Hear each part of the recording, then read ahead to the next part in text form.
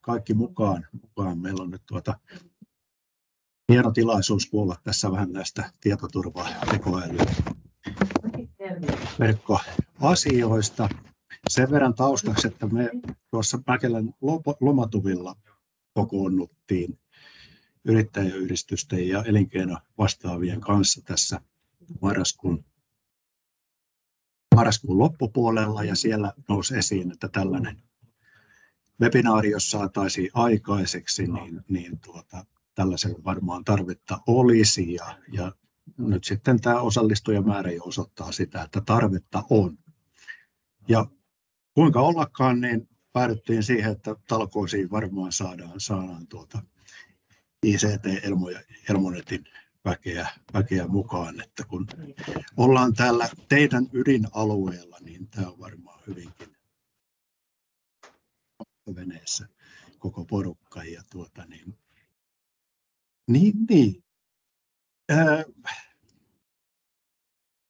tällainen ajatus on, korjatkaa Jarkko ja Janne,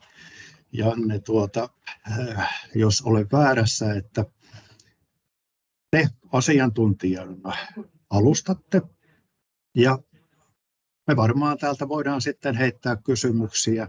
Toki voidaan nostaa kättä pystyyn tai chattiin kirjoitella, mutta voidaan ihan suoraankin teiltä kysyä, eikö totta? Joo, kyllä voi keskeyttää, ja sitä parempi, mitä enemmän tulee keskustelua, että ihan vapaasti vaan. Ja voitaisiin vaikka Jannen kanssa, kun puolin ja toisin tässä esiintytään, että jos vaikka päivystetään, voisitte vaikka, tämä esittäjä yleensä vähän huonosti pystyy itse pollailemaan niitä käsiä ja muuta, niin varmistetaan sillä lailla, että kysyjät tulee huomioitua. Kyllä vaan, hieno homma, ja tosiaan tässä näin esitellään nyt vielä porukka, eli Jarkko Oksala, Elmonet Oyn toimitusjohtaja, ja sitten Janne Aaltonen, ICT-Elmo Oyn toimitusjohtaja. Näin, ja Ahdon Jutta meiltä täältä Pokosta hyppää kohta toiminnanjohtajan linjoille. Myös niin hän sitten kun ollaan tämä tietoasia tässä käsitelty, niin Jutta sitten vielä kertoo näistä rahoitusmahdollisuuksista, mitä Poko täällä meillä Ylä-Pirkanmaalla tarjoaa näihin ratkaisuihin. Mutta eiköhän me anneta puheenvuoro Jarkolle ja Jannelle ja jäädään kuuloon. Olkaapa hyvä. Joo, kiitoksia. Me on sillä lailla sovittu, että Jarkko tässä aloittaa, ja varmistan, että onko tämä jaettu ruutu näkyy teille. Näkyy tänne jo ainakin. Kyllä näkyy. No niin. Joo. Ajatus sillä lailla, mä tässä johdattelen ja vähän ehkä voidaan taustottaa, ja toi Janne meillä on sitten niin kuin kaikkein kovin tietoturvaosaaja, niin hän voi sitten siihen kovaa ytimeen mennä niin kuin paremmin, mutta tässä niin kuin ihan taustoja, ja ihan molemmilla tulee tämmöinen intro, että tässä tavallaan Oksala Jarkosta tausta on tosiaan Elmonetin toimitusjohtajana nyt 1,5 vuotta ollut, ja myös ICT-Elmon hallituksen puheenjohtaja, ja sitten ICT-alalta on kokemusta pitkältä ajalta, että on ollut Tampereen kaupungin tietohallintojohtajana noin 11 vuotta, tosi iso IT-kokonaisuutta johtamassa, ja sitten vähän tämmöisessä konsulttiroolissa sitä aikaisemmin Sopicate-nimissä yrityksessä, ja sitten Nokialla monenlaisia rooleja, 14 vuotta siellä kaiken kaikkiaan, ja sitten näitä hallitusrooleja on tässä tämän päivätyön ohessa, ja tuossa nyt sitten yksi harrastus tässä Tuuhrelta, josta nytkin tämä lähetys tulee, on tämmöinen loma-asuntohuvila-projekti, joka on sitten iltoja ja viikonloppuja vienyt niin vähän paremmassa hapessa kuin tuossa kuvassa, jossa vasta kaadettiin metsikkoa, mutta tämmöinen niin kuin tyypistä tällä lyhyesti. No sitten mä ajattelin tämmöisellä yksinkertaisella johdattelulla vähän tätä meidän digitaalista työympäristöä kuvata. Kaikki me tavalla tai toisella siinä ollaan kiinni ja nytkin niin kuin sekä yhteistä että yritys- tai organisaatiokohtaista digitaalista työympäristöä niin kuin käytetään ja hyödynnetään. Ja kuva on nyt vähän tämmöinen ehkä naivistinen tai näin, mutta koittaa kertoa, että tuossa tuo yritys tai organisaatio, mitä te nyt itse kukin edustatte siinä linjalla tai työroolissa, niin on tuossa keskellä. Ja tämä talokuva kertoo sitä, että siellä on tämmöisiä digitaalisia sovelluksia, on ne sitten toiminnanohjausjärjestelmiä tai myynnin sovelluksia tai taloushallinnon sovelluksia tai konepajan sorvien ohjaussovelluksia. Ne menee tähän niin kuin digitaaliset sovellukset tasoon ja se aina riippuu siitä yrityksestä ja organisaatiosta, mitä ne on. Ja sitten täällä alla vähän niin kuin perustana on tämmöinen perustietotekniikkakerros, johon liittyy nyt vaikka ne tietoverkot tai työasemat tai tämmöiset asiat. Ja itse kukin on tässä jollain tavalla kiinni siinä yrityksen tietotekniikkaympäristössä. Tuossa vasemmalla näkyy nyt tietokone tai kännykkä ja siinä voidaan olla kiinni tämmöisellä kiinteällä yhteydellä, että jos te nyt tutkitte sitä teidän tietokonetta, niin siinä saattaa olla piuha kiinni seinään, niin siinä on todennäköisesti tuo kiinteä yhteys on se väylä tai sitten monesti langaton yhteys tai wifi, että jos te olette wifi-verkossa kiinni, niin sitten te siihen yritykseen olette kiinni tuolla wifillä ja jos sitten olette matkan päällä tai muuten, niin saattaa olla tuo langaton yhteys mobiilin kautta, joka kulkee tuolta sitten ylhäällä tukiaseman niin kuin kautta sinne internetin kautta. Sekin voi olla langaton yhteys sitten tuohon yritykseen tai kiinteä valokuitu. Ja tuo internetti kertoo sitten sitä isoa tietoliikennekokonaisuutta, mistä erilaisiin tietoihin pääsee kiinni. Ja sitten tuossa on vielä kuvattuna tuommoinen pilvipalvelu, laatikko, että osa näistä palveluista ei olekaan täällä yrityksen sisällä enää, vaan ostetaan niin kuin kuukausihinnalla jotain palvelua, vaikka jotain ohjelmistoa X euroa kuussa, niin se pyörii jossain tuolla maailmalla niin sanotuissa kolessaleissa. Puhutaan software as a service-mallista, jossa siis kuukausimaksulla ostetaan sekä sitä ohjelmistoa että niitä tietokoneita, missä ne ohjelmistot pyörii.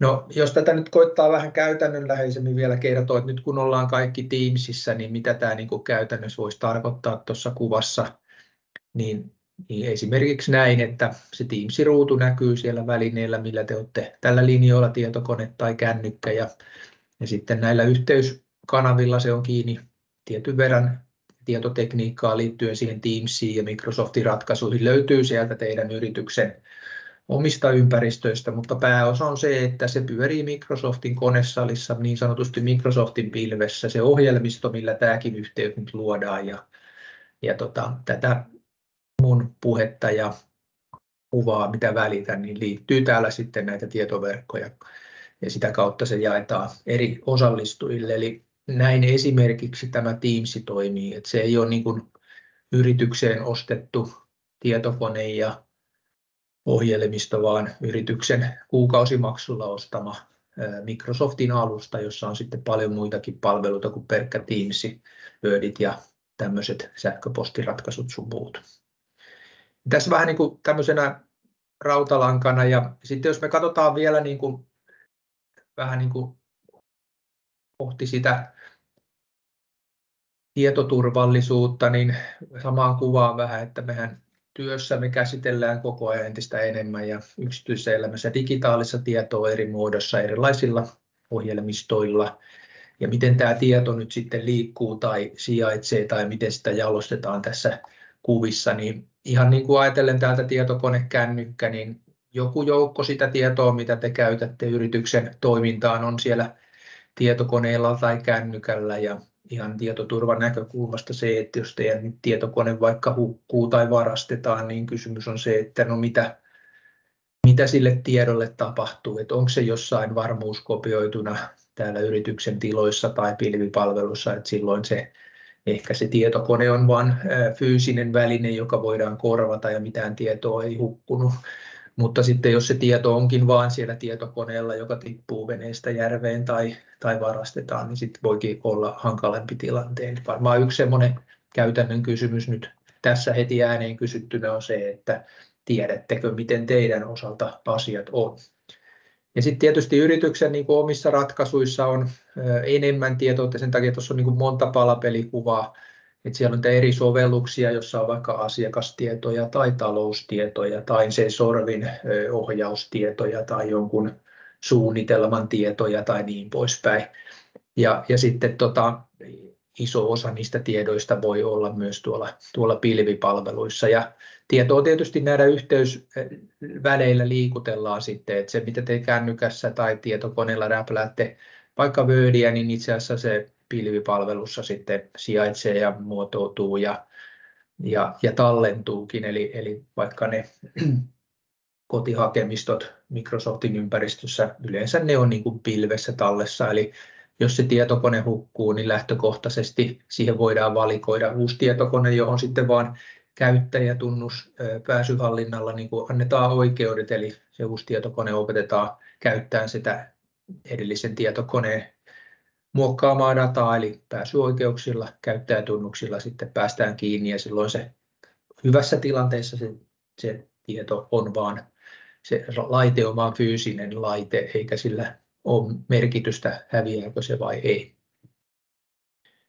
Mutta tässä tosiaan niin kun, että digitaalinen tieto on elintärkeää yrityksille, mutta tietysti myös erittäin kiinnostavaa rikolliselle. Ja nyt sitten kysymyksiä, joita tänään vähän pohditaan, ja Janne tuossa alustaa tarkemmin, että miten sitä turvataan. Fyysinen ympäristö, kuka teidän toimitiloihin pääsee, tiedättekö kellon avaimet tai pääsyoikeudet, ja jos siellä on niitä tietokoneita, niin kellä niihin on tunnukset, ja jos henkilö lähtee töistä pois, vaihtaa työpaikkaa, säilyykö ne tunnukset vai meneekö ne sovitusti umpeen. Ja sitten tietysti paljon tähän liittyy tekniikkaa, että minkälaisilla ohjelmistoilla ja tietokoneilla ja välineillä tätä tiedonhallintaa tehdään, mutta sitten entistä tärkeämpää on se, että miten ne ihmiset, jotka käyttävät, miten ne on koulutettu ja opetettu ja minkälaisilla toimintatavoilla toimitaan ja onko tavallaan kaikilla samat pelisäännöt vai eikö ole. Ja sitten tietysti johtaminen ja päätöksenteko entistä enemmän, mitä enemmän sitä digitaalista tietoa yrityksessä on ja mitä kriittisempää on se, niin sitä enemmän tietysti tämä asia on johtajien ja toimitusjohtajien ja jopa hallituksen päätöksentekoasia, että ymmärretäänkö riskienhallinnan näkökulmasta vaikka, että miten meidän digitaalisen tiedon suurimmat riskit on ja minkälaisilla toimenpiteillä sitten näitä niin kuin pienennetään tai poistetaan niitä riskejä. Ja siitä aasinsiltana niin meidän Elmonetti-konserni on sillä tässä genressä niin kuin tietysti hyvin kiinni, eli Elmonetti itsessään yhtiönä tekee näitä fyysisiä yhteyksiä, kuituyhteyksiä sekä yksityishenkilöille että operaattoreille ja myös meidän tuotettuja yhteyksiä sitten meidän tytäryhtiö ICT-Elmo, joka toimittaa kattavat IT-palvelut niin kuin yritykselle, niin myös nämä yhteydet löytyy sitä kautta yrityksille ja sitten laajemmin IT-palveluita. Niin tämmöisellä lyhyellä johdannolla sekä aiheeseen että meidän organisaatioon siirrän nyt tässä vaiheessa sitten Jannelle puheenvuoroa, ja Janne johdattelee meitä sitten tähän tietoturva-asiaan syvällisemmin. Yes. Kiitos. Näkyykö kuva? Kuuluuko ääni vielä? Joo. Hyvä juttu. Jep, eli kanssa lyhyt esittäytyminen. Tosissaan Janne Aaltonen, mä oon Elmolla, ICT Elmo Oy:llä toimarina, tuossa kuvassa toimariluukki, ja sitten on myöskin tietoturva vastaavana, vastaan Elmon koko tietoturvan kehittämisestä ja hallinnasta, ja paljon asiakastyötä kanssa tehdään. Ja jotta uskottavampi tietoturvapuhuja tänään, niin on huppari päällä nyt sitten tämä tietoturva hattu päässä tänään. Mulla on kokemusta tosissaan tästä aiheesta, että tällainen ei välttämättä ei ole tuttu ISO 27001 standardi, niin siinä lead-auditoijana ja sitten tuo kansallisen turvallisuuden kategori-vaatimukset kanssa, siinä on kanssa auditoija pätevyys, että sillä niin kuin isosti mandaatilla tässä puhun. Ja kysykää, mulla on aika paljon asiaa tässä. Ajattelin niin kuin tosissaan tuoda termejä ja konsepteja ja miten tietoturvarikolliset toimii, miten voi suojautua, miten yrityksissä pitää huomioida, että saatte niin kuin kiinni näistä konsepteista. Ja kysykää, keskeyttäkää, jos tulee jotain sellaista, mikä menee ohi, niin voidaan käyttää enemmän aikaa sitten niihin asioihin. Jos lähdetään niin kuin liikkeelle, me puhutaan tietoturvasta, minkä takia tietoturva on niin kuin sanotaan haaste, uhka, ongelma yrityksille ja yksityisillekin, minkä takia siihen pitää tehdä ja kannattaa tehdä panostuksia, niin sehän lähtee siis siitä, että erilainen tieto, kaikki tieto, miten niin koneita konfiguroidaan, miten asiakkaita laskutetaan, tekninen ihmisten henkilötiedot, kaikki tämä, niin siis se on enemmän ja enemmän keskiössä kaikessa, mitä me tehdään. On niin kuin nykymaailman öljy. Arvokasta asiaa monellakin tavalla, suoraan ja epäsuorasti. Ja se, että sillä tiedolla on arvoa, niin sehän motivoi rikollisia. Eli tiedolla sinänsä tietoa, jos sitä saa varastettua, anastettua, niin sitä voi myydä, sillä voi kiristää ihmisiä, organisaatioita, yrityksiä. Se motivoi monia näitä rikollisia itse asiassa. Sitten joitakin rikollisia motivoi myöskin ihan niin kuin kiusanteko, rikollinen mieli. Halutaan tehdä haittaa. Ihminen on voinut suuttua jostain, loukkaantua tosi pahasti, vaikka entinen työntekijä tai jotain muuta jäänyt, niin silloin ihmiset voi tehdä uskomattomia juttuja. Joillekin se on ihan harrastuneisuutta, että kun kerran osataan näitä tietotekniikkajuttuja, niin sitten niitä käytetään hyväksi. Ja sitten enemmän ja enemmän, niin kuin on nähty, se on niin myöskin valtiollisten toimijoiden niin kuin työkalu osana sotaa. Oli jo toisessa maailmansodassa tosi keskeinen asia, kun Iso-Britannia murti Saksan viestintäsalaukset ja pääsi saamaan tietoa sieltä. Vakoilukeissejä on tosi paljon, tehdään erilaista vaikuttamistyötä ja muuta. Sitten yritysvakoilua kanssa tehdään, koitetaan saada tietoja sieltä. Mutta se tosissaan tiedolla on arvoa ihan niin kuin konkreettisesti ja sitä rikolliset yrittää käyttää hyväkseen. Sitten tässä alussa on jokunen niin kuin termi ehkä selkeyttämään. Puhutaan tietoturvasta, tietosuojasta ja sitten tietotekniikasta. Et monasti varmaan kun julkisuudessa keskustelua uutisointiin seuraa, niin voi tulla se mielikuva, että tietotekniikka, että tietoturva on niin kuin tietotekniikka, että ne on nämä IT-asiantuntijoiden juttuja. Tietotekniikka on keskeinen osa tietoturvaa, työkalu, millä tietoturvaa hallitaan, mutta siis tietotekniikka ja tietoturva ei ole sama asia. Tietoturva on paljon laajempi asia, tietotekniikka. Eli tietotekniikka varmasti pitää, se on niin kuin IT-ATK-asiantuntijoiden leipälaji ja he ymmärtää siitä yksityiskohdat ja me muut niin kuin käytetään tietotekniikkapalveluita. Mutta tietoturva sitten taas on sellainen asia, että yritysten päättäjien, johtajien, johdon, omistajien pitää tämä asia ymmärtää, että tämä ei ole siis sen IT-asiantuntijan hommia pelkästään, vaan ylimmän johdon pitää tämä ymmärtää, ja mä avaan sitä vähän hieman enemmän tuossa, että mitä se on syönyt. Ja sitten toki on niin kuin tietosuoja kanssa. käydään niitä tässä hieman tarkemmin läpi, mutta tietosuoja siis tarkoittaa yksittäisen ihmisen, yksittäisen henkilön, itse kukin meistä tietojen suojaamista. On ne sitten niinku terveystietoja tai työsuhteeseen liittyviä tietoja tai urheilujoukkueen ry:n jäsenten tietoja tai kameravalvontajärjestelmässä olevia tietoja tai ihan mitä vaan, mutta tietosuoja-asetus, EUn tietosuoja-asetus, joka tuli 2018 toukokuussa voimaan, se asettaa vaatimuksia siis niin kuin tälle, ja siinä siis tavoite on itse kunkin meistä rajata ja asettaa periaatteet sille, että miten tietoja saa käsitellä, ja yrityksissä pitäisi kaikenlaisissa yrityksissä pitäisi olla niin kuin yksinkertaistaan nämä 3 asiaa jollakin tasolla. Eli pitäisi olla tietosuojapolitiikka. Se on sellainen A4 voi olla 2 A4, missä on siis kirjoitettu auki, että mitä, miksi henkilötietoja tässä organisaatiossa käsitellään. Sitten 2. kohta, tietosuojaselosteet, niitä on sitten 1-N kappaletta, riippuen siitä, minkälaista toimintaa on, mutta jos on työntekijöitä ja työntekijöistä tietoja tallennetaan, käsitellään, niin sitten pitäisi olla niin kuin henkilöstötietosuojaseloste.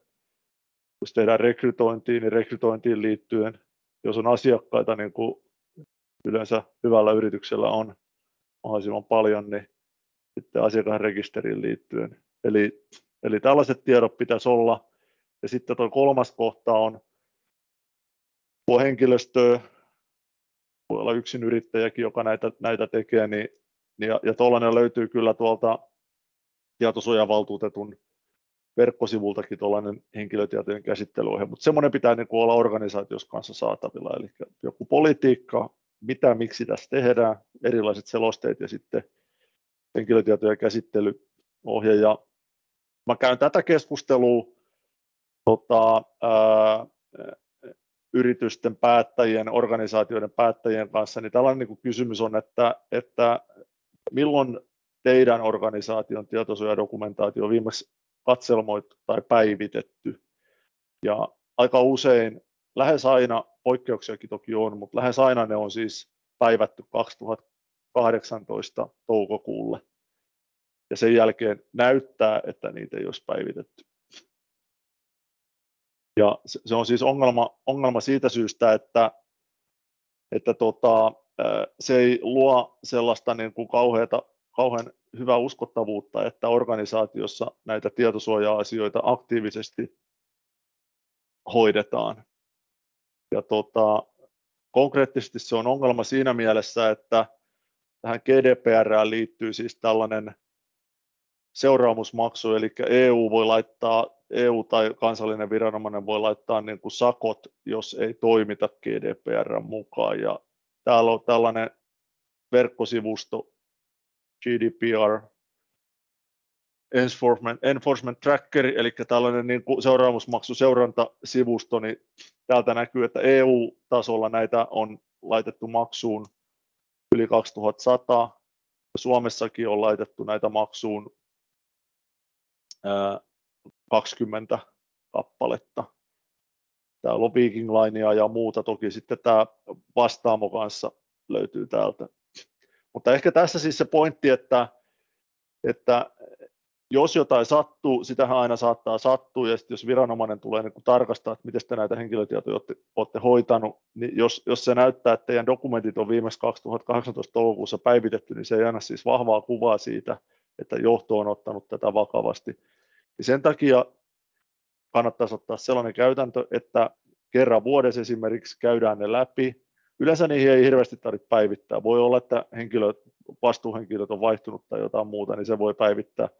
Jos ei niihin ole mitään päivitettävää, niin sitten niihin kannattaa kirjata, että käyty läpi ja päivitetty 8. helmikuuta 2024.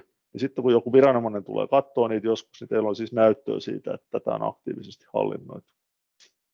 Toi on ehkä tuohon tietosuojaan liittyen, eli henkilötietojen suojaamiseen. Sitten jos mennään tietoturvaan, niin avataan, että mitä se tarkoittaa. Niin kun mä sanoin, että se ei ole pelkästään niin kuin tietotekniikka-asia. Tietoturvahan koostuu, niin kuin virallinen määritelmä on näin, että toimia, joilla varmistetaan tiedon luottamuksellisuus, eheys ja saatavuus. No, mitä nämä termit sitten tarkoittaa? Niin luottamuksellisuus tarkoittaa sitä, että tiedolle on määritelty se, kenellä siihen on pääsy ja kenellä ei. Eli kenellä on oikeus lukea, käsitellä jotain tietoa. Vaikka nyt jos käytetään terveystietoa, niin kuin tässä on joku leikkaussalikuva taustalla, niin tarkoittaa, että mun terveystietoihin on pääsy mulla itsellä ja sitten niille, kenellä mä oon antanut luvan, eli hoitavilla osapuolilla. Ja toivottavasti ei muilla. Eheys tarkoittaa siis sitä, että se tieto ei saa muuttua tai määritetään, että paljonko se tieto saa muuttua. Jos nyt mietitään terveystietoa, niin tuo luottamuksellisuus on toki niin kuin varmaan tuntuu ensin, että tosi tärkeä asia, mutta tämä eheys voi olla vielä tärkeämpi, nimittäin jos niin kuin pitäisi tehdä jotain hoitotoimenpiteitä ja siellä kantapalvelussa tai jossain mun terveystiedoissa onkin niin kuin väärät tiedot, niin saatetaan tehdä virheellisiä hoitotoimenpiteitä. Ja se voi olla siis tosi paljon pahempi kuin tuo luottamuksellisuus jossain tapauksissa.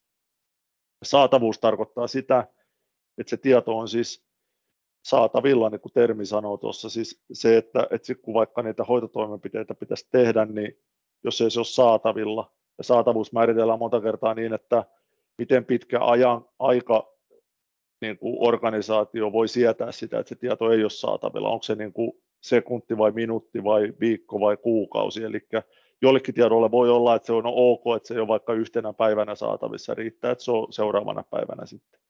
Mutta nämä on niin kuin tietoturvan määrittely, ja sitten tosissaan mennään siihen, mitä mä sanoin, että tietoturva ei ole pelkästään niin kuin tietotekniikkaa, vaan se on niin kuin laajempi asia. Et tietoturvassa on monasti, kun se määritellään, niin siinä on tällaiset 3 osa-aluetta.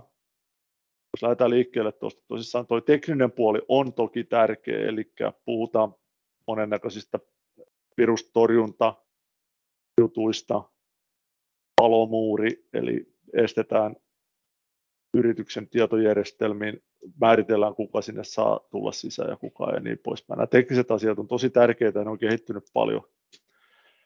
Mutta yhtä tärkeä asia on niin kuin fyysinen turvallisuus. Eli nyt sitten se rikollinen ei saa päästä niin kuin kävelemään sinne teidän toimistoon tai teidän kotiin tai ottaa teidän auton etupenkillä näkyy matkapuhelin tai tietokone, niin se ei saa siinä saa helpolla anastettua niitä. Yhtä lailla niin kuin se pitää varmistaa, että ne on siis fyysisesti turvassa, ne tiedot, tietokoneet, paperit, salaisia papereita ei ole hyvä jättää auton etupenkille tai pöydille lojumaan tai muuta. Eli tämä on osa kanssa tietoturvaa. Ja sitten mennään siihen johdon vastuulle, niin tietoturvaan liittyy sitten tällaiset kaikki niin kuin toimintaohjeet, toimintaperiaatteet, politiikat, miten tietoturvaa hoidetaan. Siihen liittyy ihmisasiat, eli kun rekrytoidaan uutta henkilöä, minkälaiset taustatarkastukset tehdään. Ja jokainen yritysorganisaatiohan voi sen määrittää, että minkälaiset tarkastukset tehdään. Mun suositus on minimissä, että katsotaan henkilöllisyystodistukset, onko se henkilö se, joka sanoo olevansa. Sellaisiakin on, että ei ole se henkilö, joka se sanoo olevansa.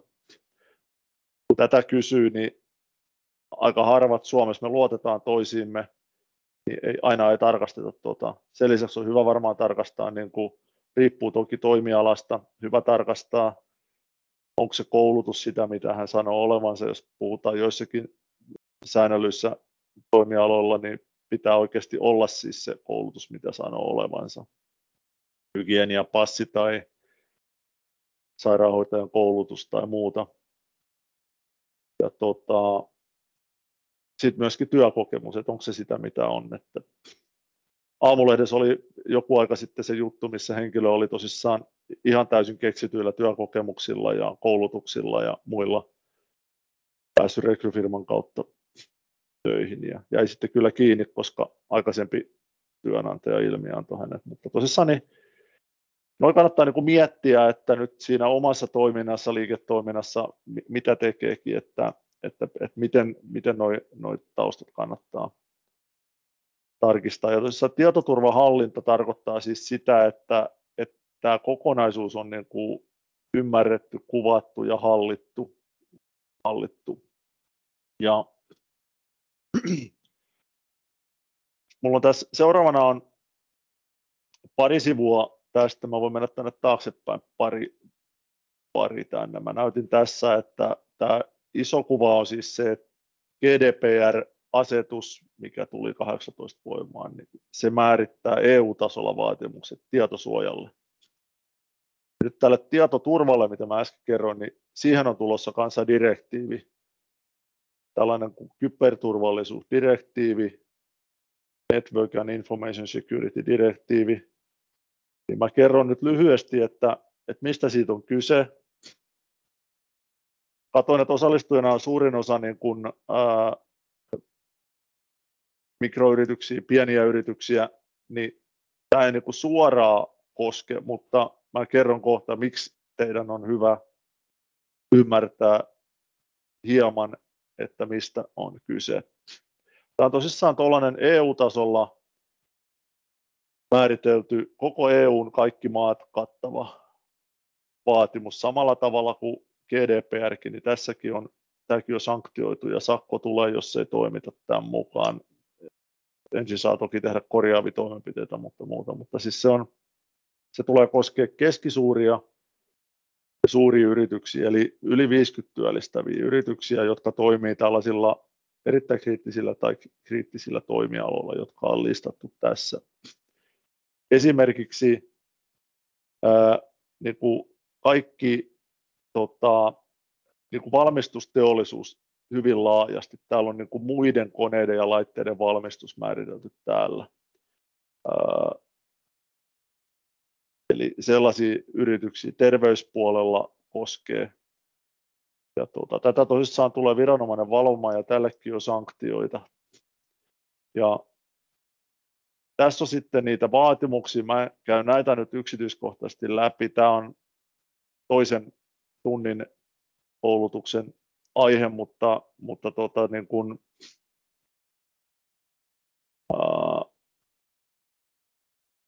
miksi tämä on keskeinen asia ymmärtää, niin tosissaan tämä NIS2-direktiivi asettaa tällaiset vaatimukset niille yrityksille.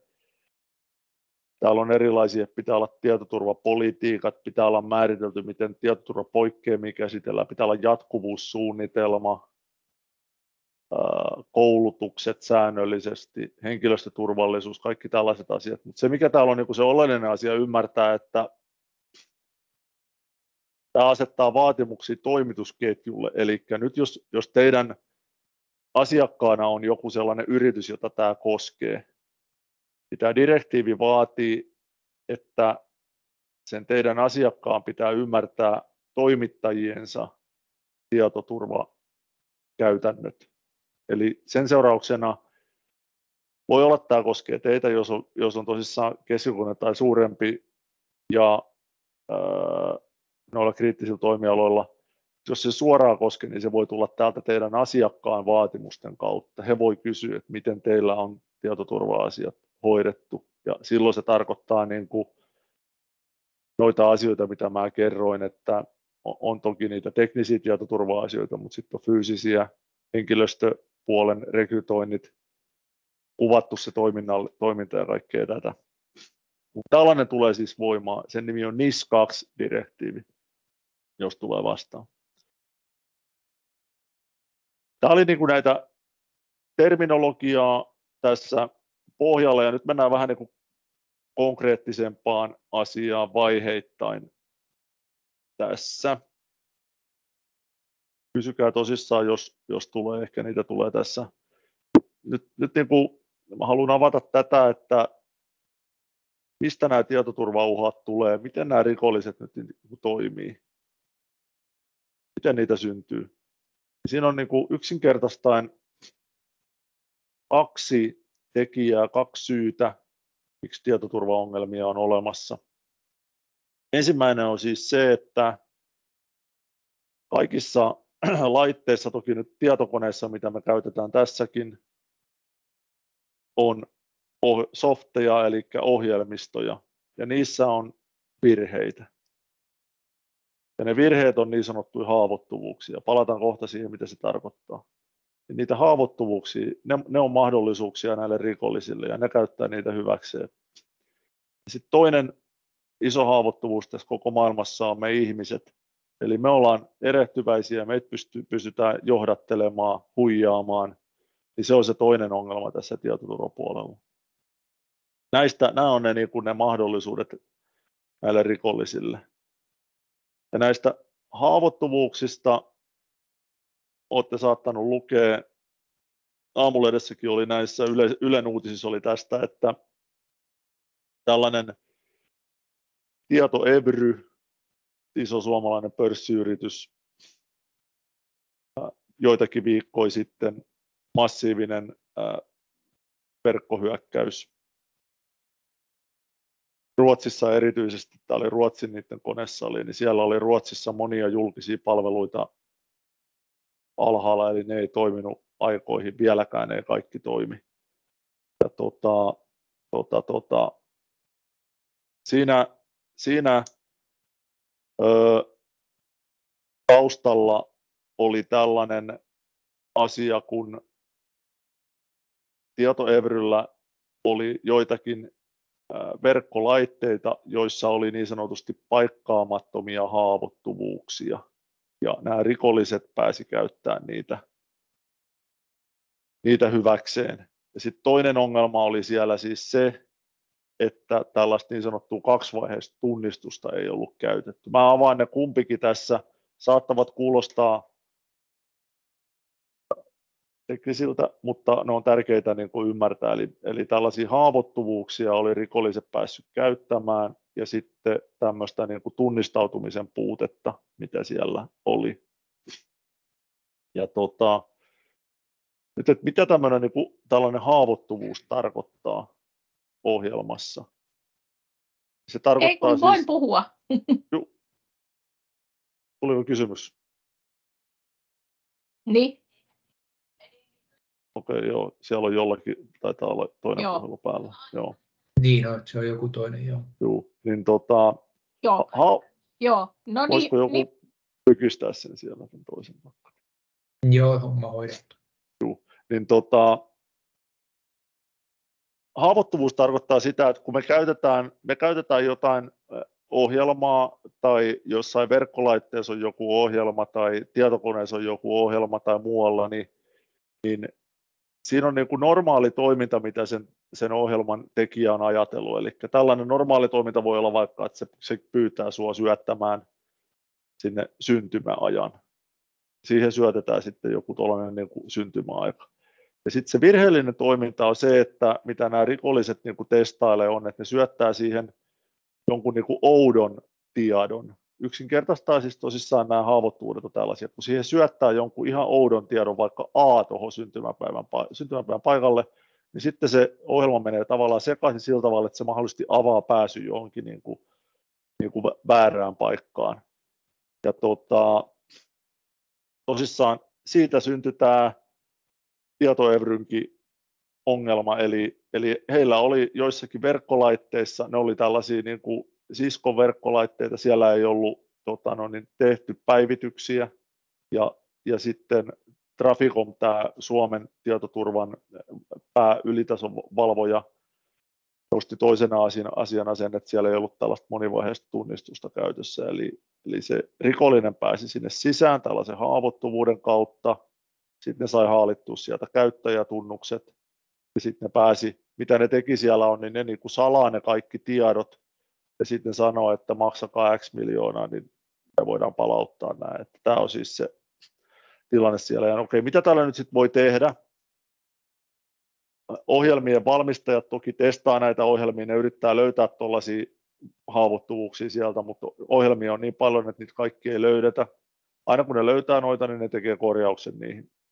Mitä me itse kukin niin kuin ohjelmien käyttäjänä, tietokoneiden käyttäjinä, puhelimen käyttäjinä voidaan tehdä, niin aina kun siihen meidän tietokoneeseen tai puhelimeen tai mihin vaan laitteeseen, verkkolaitteeseen tulee uusi päivitys, niin se kannattaa asentaa mahdollisimman nopeasti. Silloin me niin kuin tukitaan se haavoittuvuus, se aukko, mikä siellä on, mitä se rikollinen voi käyttää. Ja hyvä niin kuin ohjeistus on se, että kannattaa pitää nämä automaattipäivitykset päällä puhelimissa ja kaikissa sovelluksissa, mitä siellä puhelimessa on, että se pääsee päivittämään niitä automaattisesti.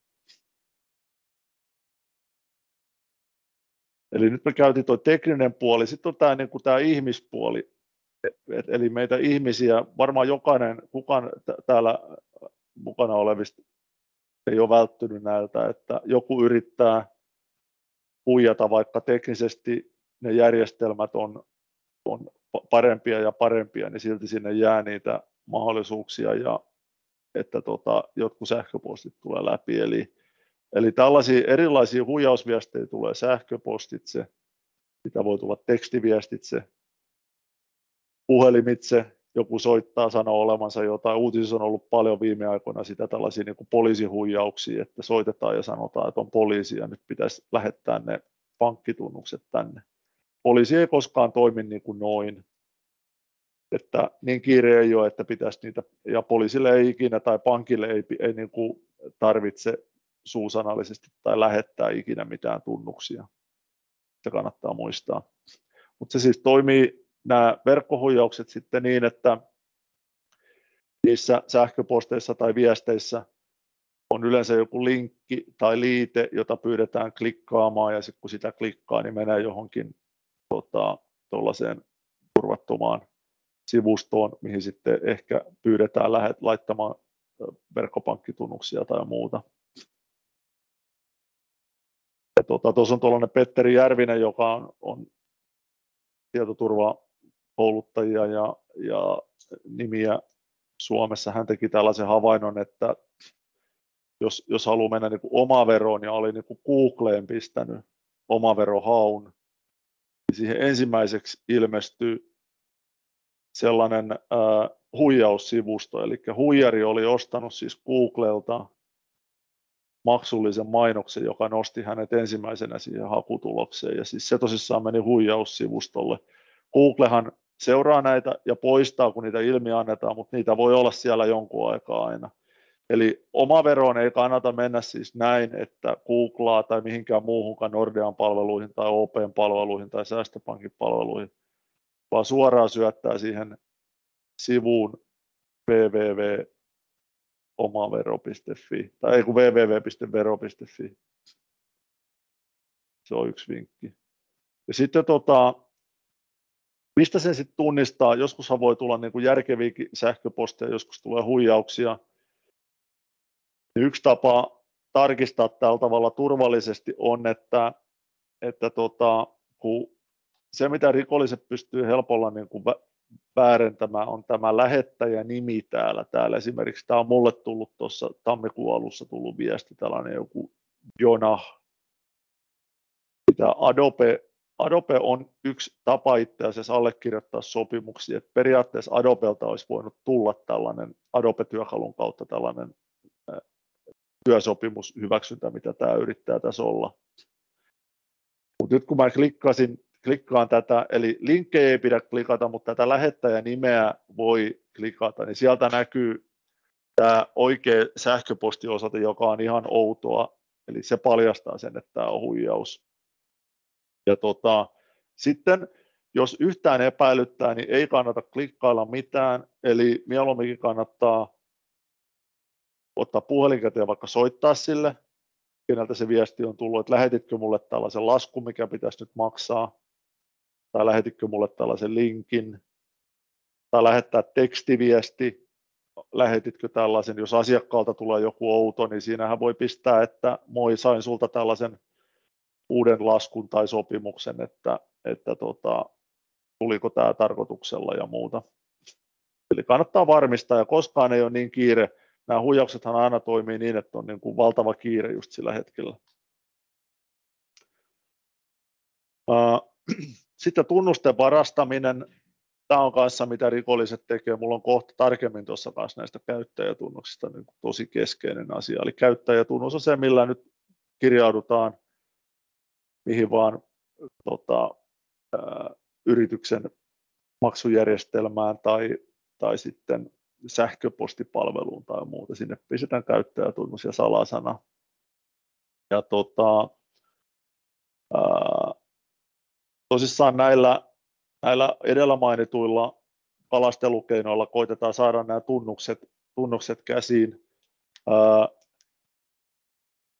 Se, mikä on myöskin oleellista, tosissaan palaan siihen, että ydinongelmaan, että me käytetään aivan liian helppoja salasanoja nykymaailmassa. Että tuossa oikealla on tuollainen taulukko, missä tuo vasemmalla oleva luku 4-18 kertoo, että montako numeroa siinä salasanassa on. Että jos se on vaikka 4-numeroinen, niin se on 1, 2, 3, 4. Onko siinä pelkkiä numeroita, onko siinä numeroita ja kirjaimia, onko siinä isoja numeroita ja numeroita ja isoja ja pieniä kirjaimia, onko siinä erikoisnäppäimiä, erikoiskirjaimia, erikoismerkkejä siis.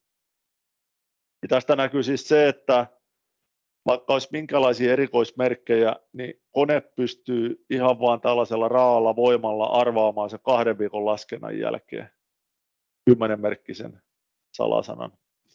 Toki tähän on monia sellaisia, että hyvissä järjestelmissä on sillä tavalla, että se estää sen, että miten monta kertaa pystyy arvaamaan ja niin poispäin. Mutta tavallaan niin kuin hyvä ymmärtää siis se, että tämmöiset niin kuin yllättävän pitkätkin ja monimutkaiset salasanat pystytään arvaamaan, tai siis kone pystyy ne laskemaan. Ja sitten yksi tällainen niin kuin ydinprinsiippi kanssa tietoturvassa on se, että rikolliset myöskin täällä tietoturvamaailmassa, niin kuin fyysisessäkin normaalimaailmassa, ottaa kohteikseen ne, ketkä on haavoittuvimpia uhreikseen. Ne yrittää murtautua sellaisiin yrityksiin, millä todennäköisesti se tietoturvataso on heikoimmillaan. Eli tavallaan oleellista on siis 2 asiaa, että ei ole se heikoin lenkki yrityksiä, organisaatioita tai yksilöitä. Ja sitten on myöskin oleellista, että niin kuin näyttää siltä ulospäin, että tietoturva-asiat on kunnossa. Jos teidän verkkosivulla on jotain tosi outoa, heikon näköistä, vanhaa materiaalia, se voi viestiä siitä. Ja monia muitakin tapoja sillä tavalla niin kuin demonstroida sitä, että aktiivisesti hoidetaan näitä asioita. Ja yksi prinsiippi kanssa on se, että tämä tietoturva ei tule niin kuin valmiiksi, että sekä rikolliset että puolustajat, eli me IT-firmat ja yritykset, me tehdään koko ajan parannuksia siihen tietoturvaan, mutta myöskin rikolliset etsii uusia polkuja. Kun joku aukko suljetaan, niin ne etsii uusia aukkoja. Eli tavallaan ei voi ajatella niin, että nyt se tietoturva tuli valmiiksi. Et tietoturvaa ei ole samalla tavalla kuin, niin kuin mä sanoin, tietosuoja GDPR-asioitakin pitää kehittää, seurata. Suurimmalle osalle ne tietosuojaselosteet, kun 2018 tehtiin, on aika kurantteja vielä, mutta tietoturvassa ei voi niin kuin monen vuoden välein katsoa ja tarkastella sitä, vaan se pitää niin kuin olla jatkuvaa työtä.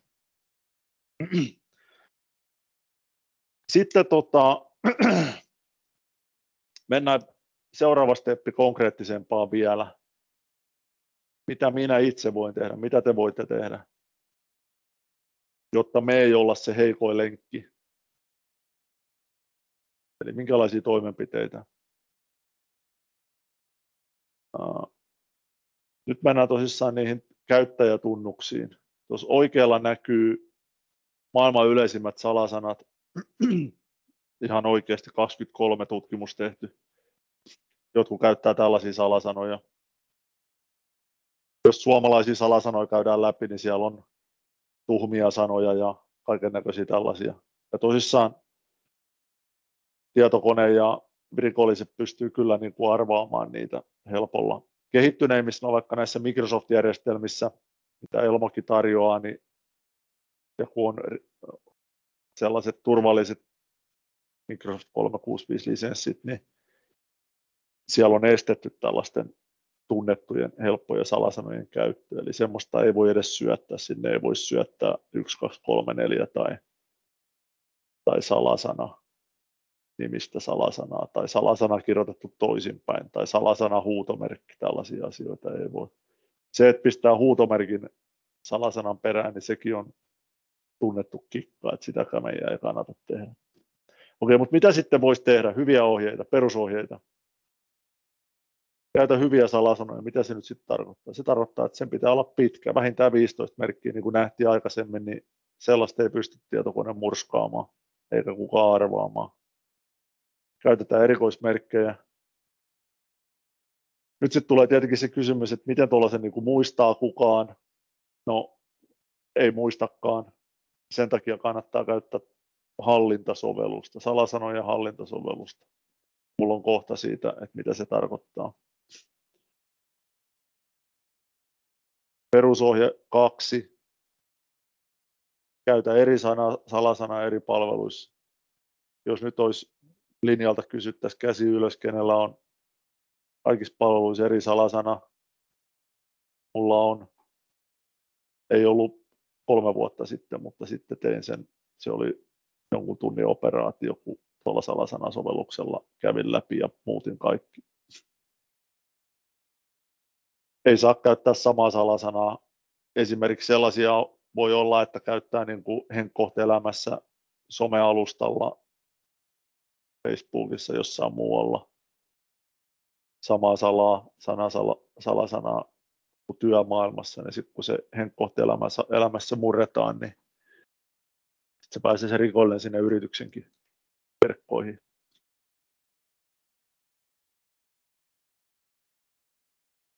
Tuollainenkin niin kuin mielenkiintoinen vinkki, että kun usein pitää kirjautua kaikki uusiin palveluihin, mitä tulee vastaan, niin nyt jos miettii, että okei, mä en muista mikä se salasana on, niin senhän voi sitten tehdä niin, että laittaa siihen jonkun monimutkaisen salasanan, esimerkiksi tuollaisesta hallintaohjelmasta pyytää sen tai pistää siis todella monimutkaisen, niin sehän ei sinänsä haittaa, ettei muista sitä itsekään sitä salasanaa, koska siellä on tällainen, oletko unohtanut salasanan toiminta.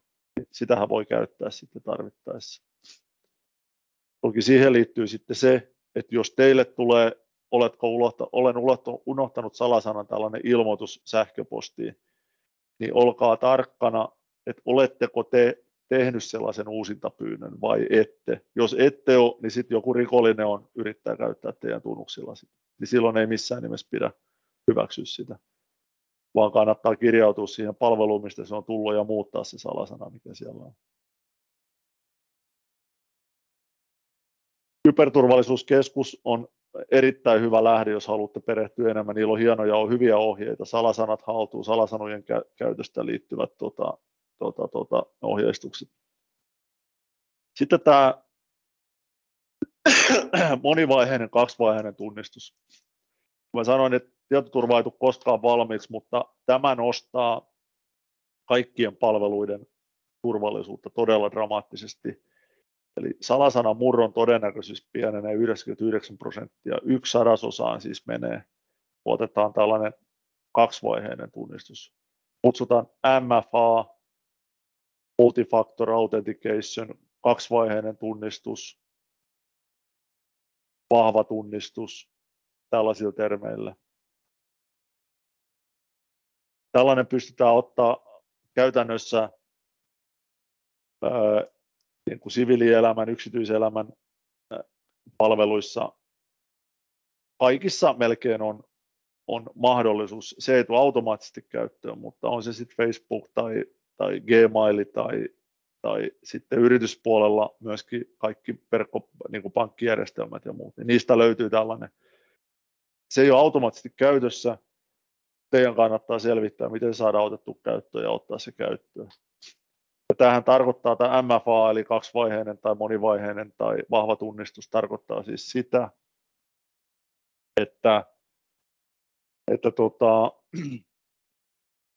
pelkällä käyttäjätunnus ja salasanayhdistelmällä ei pääse sisälle mihinkään. Eli kun mä syötän siihen käyttäjätunnuksen ja salasanan, niin sitten tarvittaessa ei välttämättä aina, mutta se taustajärjestelmä katsoo, onko tämä semmoinen niin kuin riskikirjautuminen, niin se pyytää tuollaisen varmistuksen. Joissakin palveluissa se pyytää sitä varmistusta aina. Esimerkiksi verkkopankissa se pyytää sitä aina, että pelkällä sillä käyttäjätunnuksella sinne ei pääse. Se pyytää tällaisen varmistuksen. Se tehdään se varmistus vaikka tämmöisellä jollain autentikaattorisovelluksella tai tekstiviestillä, tai sitten se voi olla, että sieltä tulee puhelu tai joku muu, ja sitten se tehdään ja sitten se pääsee sinne sisään. Toi kannattaa ottaa käyttöön. Sitten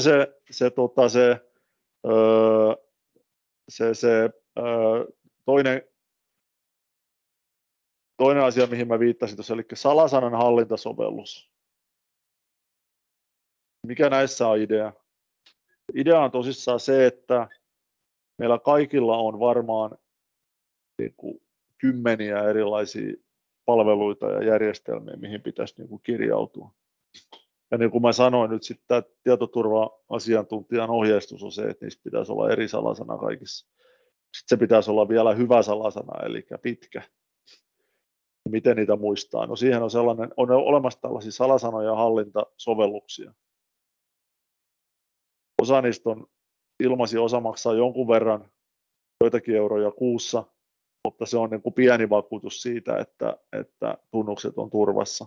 Eli ne on sellaisia, että sun pitää muistaa yksi vahva salasana, millä sä kirjaudut siihen salasanan hallintajärjestelmään. Ja sitten aina kun tulee uusi järjestelmä, niin kirjaudutaan sinne. Se auttaa sua määrittämään sen vahva salasana, eli tämä nyt on F-Secure, ei mikään myyntiehdotus, mutta F-Securen tällainen ID Protection, niin sillä voi määrittää, että vähintään 16 merkkiä ja erikoismerkkiä ja kaikkia näitä, niin sitten se arpoot on, mulla ei ole itsellä käytössä tämä salasana missään, mutta tämä nyt on esimerkkinä tässä. Sitten se syötetään sinne järjestelmään. Ja sitten kun tavallaan pitää kirjautua johonkin uuteen palveluun, niin se salasana saadaan haettua automaattisesti tästä palvelusta. Tämä on se paras tapa.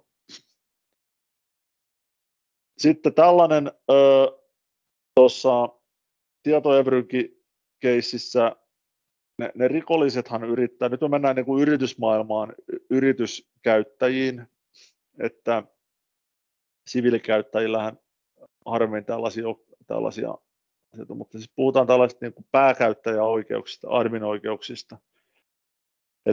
Eli teillä itse kullakin on tietokone, yrityksen tietokone, niin ne käyttäjäoikeudet voi olla tämmöiset peruskäyttäjätason oikeudet tai sitten tällaiset niin kuin pääkäyttäjä, admin, järjestelmävalvojatunnukset. Se järjestelmävalvoja admin-tunnus tarkoittaa siis sitä, että sillä pääsee asentaa ohjelmia sinne, pääsee muuttamaan asetuksia ja niin poispäin. Eli saa tehtyä dramaattisesti tuhoa. Silloin kun on tällaiset peruskäyttäjätason tunnukset, niin jos rikollinen saa sellaisen käsinsä, sekin on kurja juttu, mutta sille ei saa aikaan niin pahoja asioita lainkaan.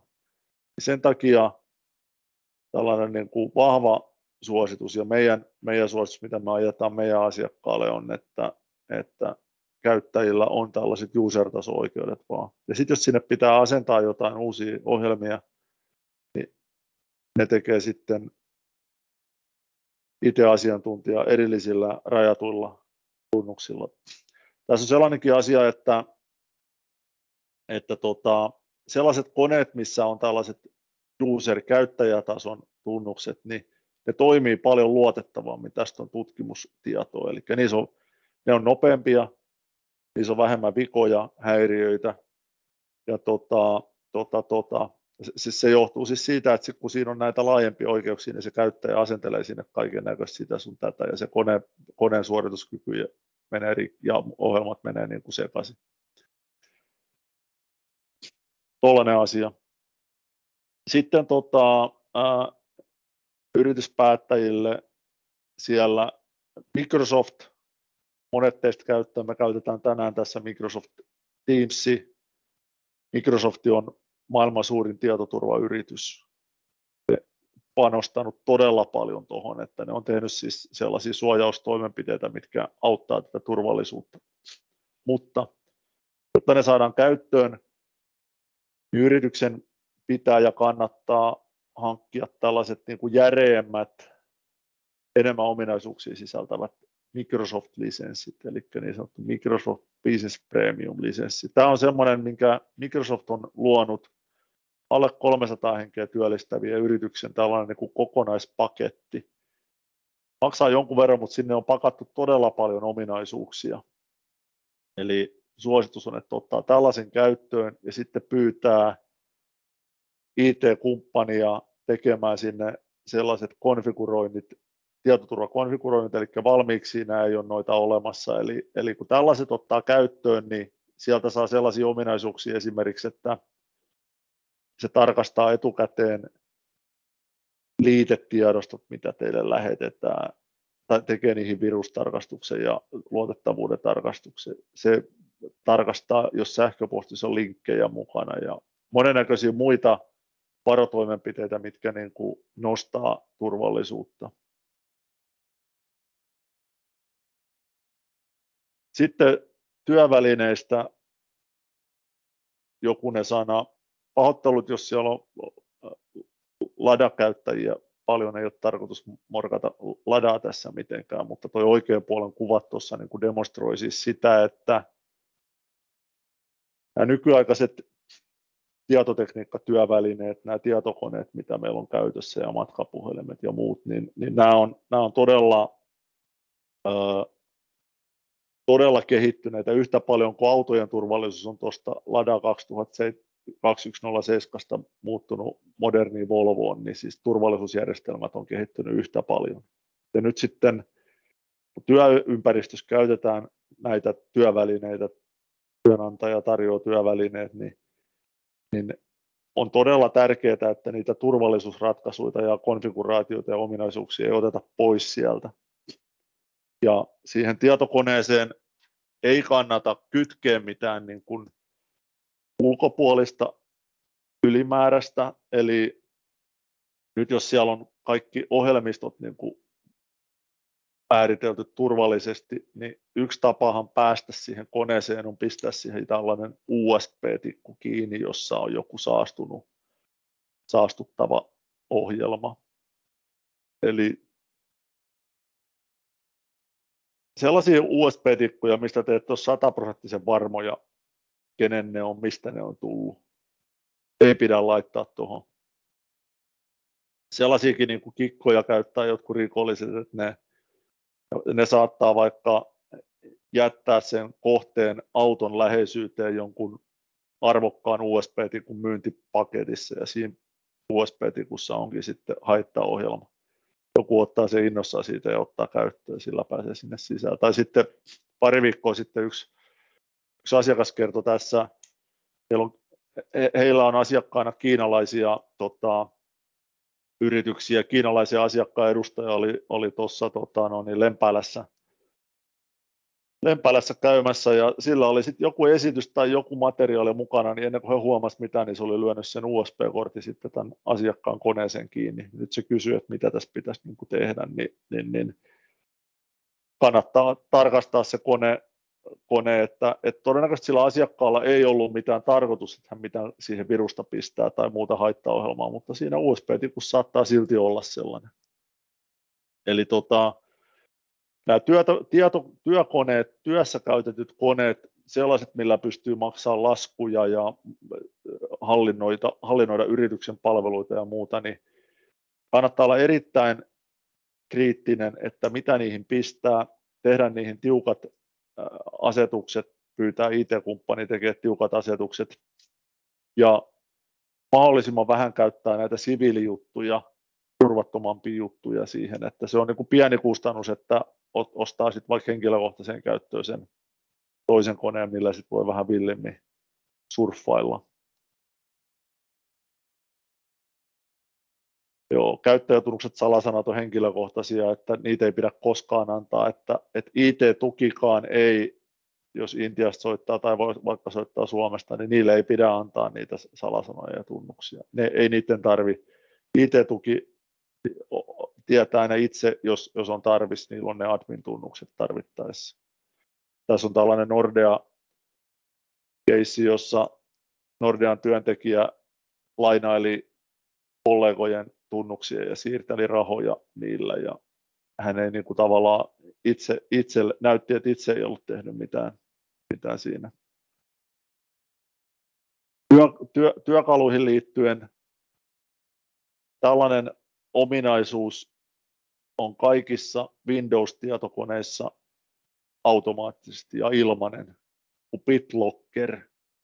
Sitten menette sinne käynnistysvalikkoon, niin sieltä löytyy BitLocker. Niin yrityskoneissa ainakin pitää olla BitLocker aktivoituna. Ja toki nyt sitten se pitää se salasana muistaa, mikä se on. Että jos sen unohtaa, niin sillä koneella ei sitten tee yhtään mitään. Mutta tämä BitLocker on siis sellainen, että se salaa sen koko tietokoneen sisällön. Eli nyt sitten hyöty siinä on se, että jos joku varastaa sen koneen, niin se ei pääse niihin tietoihin sisälle. Siihen dataan, mitä siellä on, tai asetuksiin, niitä ei pääse muuttamaan.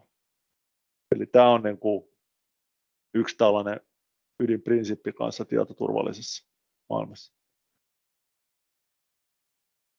Sitten mennään siihen, niin kuin mä sanoin, että tietoturva on muutakin kuin tämä digitaali IT-maailma. Niin toimitilojen turvallisuus, se ei saa olla siis suurin uhka ja haavoittuvuus, että joku kävelee sinne toimistoon ja ottaa tietokoneen mukaan siellä, varsinkin jos ei ole BitLocker aktivoitu, niin sehän on helpoin tapa sinne, käynnistetään vaan tai otetaan se kovalevy irti siitä koneesta, niin pääsee lukemaan kaikki tiedot, mitä siellä kovalevyllä on. Jos BitLocker on päällä, niin ei pääse. Mutta toisissaan tällainen linkki löytyy googlaamallakin. Ylen toimittaja testasi pääsy 11 yhteiskunnallisesti kriittiseen toimitilaan. Niin 10 niistä se testihenkilö pääsi. Ja ne keinot, mitä sinne mennään sisällä, jo pistetään tuollainen varustus, kun Jarkolla oli tuossa alkuesittelyssä, niin, ja joku lauta olkapäällä, niin varmasti pääsee sisään. Sympatiaa on sen verran, että kaverilla on muutenkin kiireinen työpäivä, että päästetään sisään. Ei kysytä sen enempää millä asialla, oletetaan, että on niin tulos korjaamaan jotain. Tai sitten on puhelu päällä, mä en ehdi nyt ihan puhua, päästä mut sisään. Tai sitten tuossa oikealla alakulmalla on kiukkunen pomomies, niin päästetään sisään.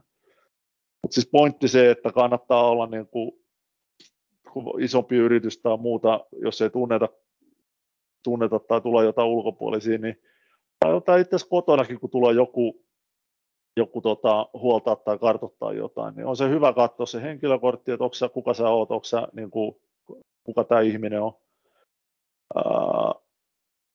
Eli että tunnistetaan, kuka henkilö on, joka on tulossa, ja onko tällä henkilöllä oikeus ja pääsy tuonne. Sitten puhutaan tietoturva, tällainen yksi prinsiippi on puhtaan pöydän ja puhtaan näytön periaate. Puhtaan pöydän periaate ei tarkoita siis sitä, että pistetään kahvikupit astianpesukoneeseen, sekin on tärkeä asia kyllä, mutta tämä tarkoittaa siis sitä, että ei jätetä pöydille luottamuksellisia tietoja pyörimään, koska ne saadaan anastettua siitä. Ja ei jätetä tietokonetta näyttö auki silloin, kun ei olla itse siinä paikalla. Joku voi olla kirjastossa, menee käymään vessassa, kone jää auki siihen, se viedään siitä ja kaikki tiedot lähtee tai muutetaan tunnukset ja muuta. Eli jokaisessa Windows-työasemassa on tällainen Windows-näppäin, niin kuin tuossa keskellä kuvassa, ja L, eli sitä kun painaa Windows ja L, niin se koneen näyttö lukittuu. Tämä kannattaa tehdä aina ja sitten kirjautuu uudestaan sisään, kun siihen tulee taas. Kaikissa näissä tietoturvahallintajärjestelmissä, standardeissa ja muissa niin on tällainen vaatimus, niin kannattaa ottaa, niin kun jos teillä on joku firman ohjeistus, niin tällainen puhtaan näytön periaate. Matkustaessa kannattaa miettiä, mitä asioita puhuu. junassa tai bussissa tai kahvilassa, mitä siinä näytössä on, onko niin kuin jotain salasta luottamuksellista tietoa, näyttösuojat, kun on autolla liikkeellä ja läppäri tietokone mukana, niin suositus on, että laitetaan sinne takaluukun alle, takakonttiin, ei rikolliset näe siinä, mahdollisuus tekee rikollisen, niin jos se on siinä etupenkillä se tietokone tai matkapuhelin, tunnin matkapuhelin, niin se on niin helppo ottaa siitä haltuun. Verkkoja kun käytetään, jos mahdollista käytetään sitä kännykän verkkoa, jaetaan sitä matkalla. Sitten etätyöasiat, sitten enemmän ja enemmän korona-aikana tuli etätyöasiat. Jos teillä on jotain ohjeistuksia firmalle tai muuten, noudatetaan niitä kotonakin, eli pistetään ne näytöt lukkoon silloin, kun jos on firman koneet, työkoneet, pistetään näytöt lukkoon silloin, kun niitä ei käytetä. Kotonakin kannattaa pitää tietokoneet päivitettynä, eli ne tietoturvapäivitykset, mä sanoin alussa, ne erilaiset haavoittuvuudet, myöskin kotikoneet, koska ne voi olla sitten taas reitti siihen firman koneeseen kanssa. Käytetään mielellään työskentelyyrityksen antamia työvälineitä. Jarkko mainitti noin pilvipalvelut, niin periaatteessa niin kuin kotikoneellakin pääsee firman pilvipalveluihin kirjautumaan. Jos se kotikone on täysin saastunut, siellä on joku pöpö tai virus tai rikollinen sisällä, niin kirjaudutaan niihin yrityksen palveluihin, pilvipalveluihin, niin se voi olla reitti päästä sinne yrityksenkin verkkoihin. Jos siis käytetään kotikoneita, niin se on vastuullisen työntekijän tehtävä pitää ne kotikoneet päivitettynä. Sitten matkapuhelin jutut, mobiilit, näitä käytetään enemmän ja enemmän. Sellainen ehkä niin kuin oleellinen tieto tässä ymmärtää, jos miettii, että meillä on niin kuin näitä Windows-työasemia, mistä mä tietokoneita, läppäreitä, pöytäkoneita, tietokoneita. Ja sitten meillä on näitä matkapuhelimia, missä on paljon, näillä voi sähköpostit lukea ja Teamsiin osallistua ja käyttää monennäköisiä sovelluksia, niin kun nämäkään ei ole 100% turvallisia, sitä mä en ole tässä sanomassa. Mutta matkapuhelimet ovat merkittävästi turvallisempia kuin nämä tietokoneet. Siinä on joitakin syitä. Tärkein syy on siis se, että nämä matkapuhelinvalmistajat, Apple ja myöskin niin kuin Android-puhelimet, niin niissä on hyvin rajattu se, että mitä ohjelmia sinne pystyy asettaa. Ja kun mä puhuin niistä user-käyttäjäoikeuksista, peruskäyttäjäoikeuksista ja sitten näistä pääkäyttäjäoikeuksista, niin näissä puhelimissa on vähän niin kuin siis semmoinen user-käyttäjätaso, eli siis ihan mitä vaan ohjelmaa siihen, eli se pitää olla niin kuin Applen hyväksymä ohjelma, mitä siihen saa asennettua, ja ainoastaan sieltä Applen kaupasta, ja Applella on tosi tiukat kriteerit, mitä ohjelmia sinne saa. Eli ne on niin kuin, jos on niin kuin ihan pakottava tarve jotain linkkiä klikkailla, niin ottakaa se kännykkä ja klikakkaa sieltä, ei sillä Windows-työasemalla. Mieluummin ei niitä pakottavia tarpeita toteuteta, mutta jos on. Sitten mobiilien käyttöä, tällaisia perusvinkkejä, niin kannattaa aktivoida se suojakoodi tai PIN-koodi. Vähän niin kuin se puhtaan näytön periaate, eli se, että se lukittee sen näytön, jos ei sitä käytä. Mielellään ottaa tällaisia biometrisiä, eli sormenjälki- tai kasvotunnistuskäyttöä. Se on tosi vaikea kiertää. Sitten kun on nämä suojakoodit tai biometriset tunnisteet, niin pistää aikalukituksen, eli menee vaikka minuutin jälkeen lukkoon automaattisesti. Kannattaa ottaa palveluista varmuuskopiot. Monella meistä on niin kuin ne kaikki meidän perhejuhlien kuvat ja muut siellä puhelimella, niin kannattaa niin kuin pistää sieltä päälle, että se varmuuskopioi pilveenne. Ja sitten ne kaikki kriittisimmät, niin ne kannattaa ottaa myöskin johonkin erilliselle muistivälineelle, USB-tikulle tai useammallekin, että ne on varmasti tallessa. Vaikka on pilvipalveluita, niin ne tiedot voi hävitä. Ja joka tapauksessa se kannattaa varmistaa, että ne tallentuu johonkin pilveen. Ja niin kuin aikaisemmin sanoin, erilaiset käyttöjärjestelmä- ja sovelluspäivitykset. Niin sitten jos jotain niin kuin kuitenkin tapahtuu, niin ei pidä panikoitua. Välttämättä sillä hetkellä ei ole vielä mitään katastrofia. Se voi olla, että sinne on joku virus tullut, klikannut vahingossa jotain. Jos teillä on joku IT-kumppani, IT-asiantuntija siellä verkostossa, niin yhteys sinne IT-tukeen, se on vähän niin kuin soittaisi tuonne 112. Kertoo, mitä on tapahtunut. Sitä konetta ei välttämättä, tai sitä ei kannata niin kuin sammuttaa, mutta se voi sen näytön lukita siinä, koska jos sen sammuttaa ja se voi olla se IT-asiantuntija löytää sieltä jotain vinkkejä, että mitä siinä on tapahtunut. Jos se sammuttaa, niin ne tiedot voi siitä hävitä. Ja sitten Suomessa aivan mahtava niin kuin ilmainen tietolähde on Kyberturvallisuuskeskus, kyberturvallisuuskeskus.fi. Erinomainen tietolähde. Siellä on siis todella monenlaisia ohjeita. Siis siellä on tosissaan etätyön ohjetta. Voitte käyttää yrityksessä suoraan niitä. Siellä on niin kuin tosissaan matkapuhelimien, mobiilien turvallinen käyttö. Siellä on myöskin tietoturvaa yritysten johdolle ja hallitukselle. Tosi monia kannattaa mennä, ilmainen lähde.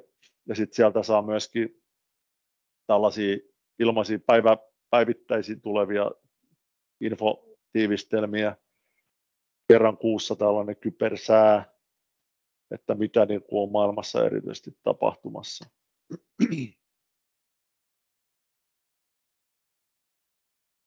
Siinä oli kaikki, mitä tässä kohtaa oli mielessä. Jos on tullut kysymyksiä, niin en ole kuullut. Onko täällä? Katsotaan. Ei ole tullut kysymyksiä. Kysykää silti vaan, näistä ei kannata. Nyt on Jutalla ainakin puheenvuoropyyntö siellä. Joo, mä kysyn tässä näin. Sanokaa nyt sitten, kun sä puhuit siitä, mihin ne salasanat laitetaan sinne. Joo. Niin sitten katsokko tässä tämmöistä, vaikka Googlea käyttää, niin tämähän aina ehdottaa joka paikassa, että käytä Google-tilillesi tallennettuja salasanoja. Niin onko se nyt semmoinen, onko se niin kuin yhtään mitään tämmöinen vai mitä sä tähän se suositus on, että niitä ei käytetä sitä, koska nyt sitten, että sitä ei käytä, koska siis siinä on niin kuin siis,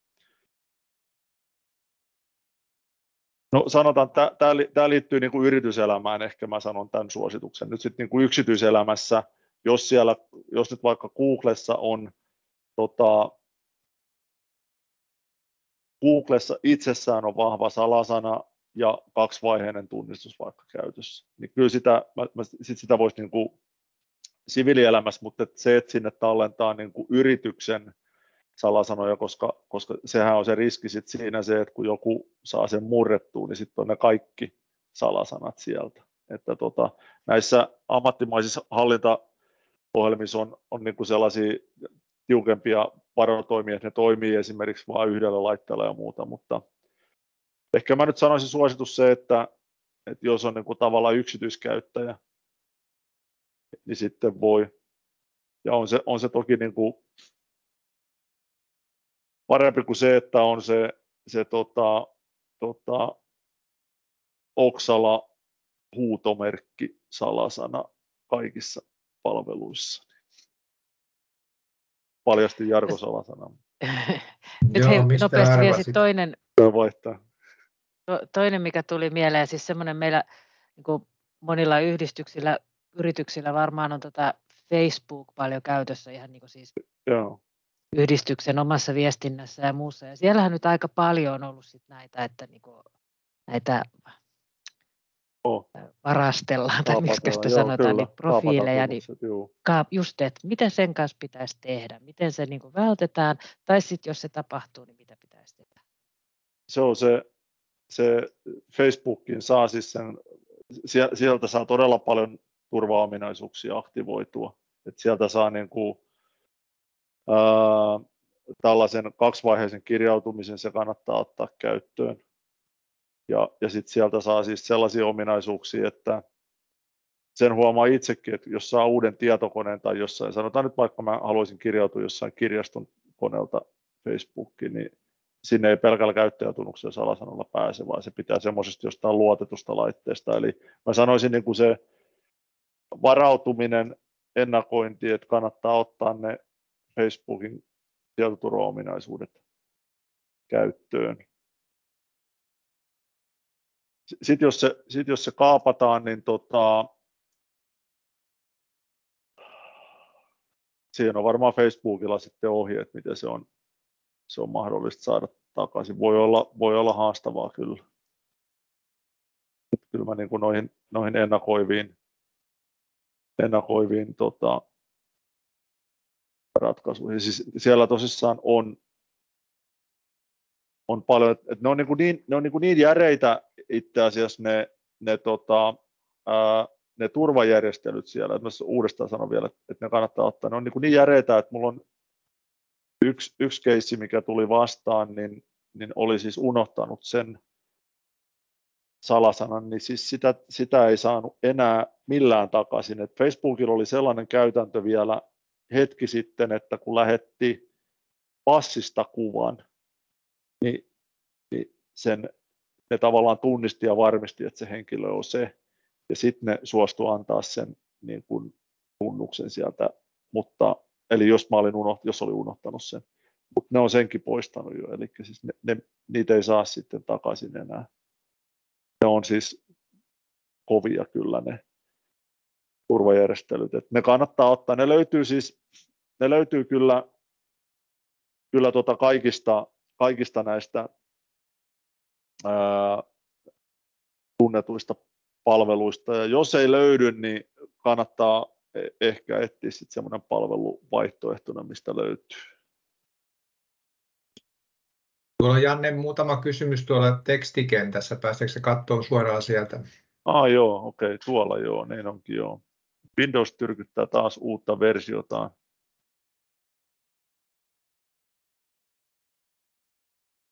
Kyllä se kannattaa päivittää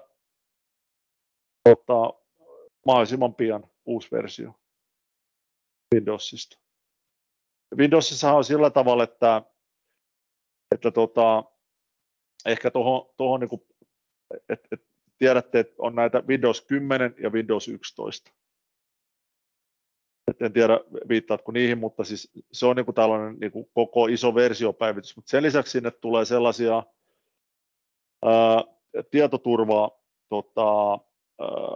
tällaisia niin kuin versioita, eli Windows 10 ja 11 on vaikka 2H21,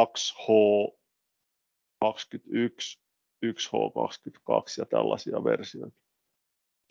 Niin sellaisenkin kannattaa ottaa ne uusimmat käyttöön, koska siis sitten kun sinne on pistänyt sinne koneelle se, että se ottaa tällaiset niin kuin tietoturvapäivitykset automaattisesti, niin Microsoft tekee siis, puhuin niistä haavoittuvuuksista, ne tekee näihin määrättyihin versioihin, ne tekee niitä, mutta sitten kun on liian vanha, 2010 esimerkiksi, jos on semmoinen vanha versio siitä, niin Microsoft ei enää korjaa niitä haavoittuvuuksia lainkaan.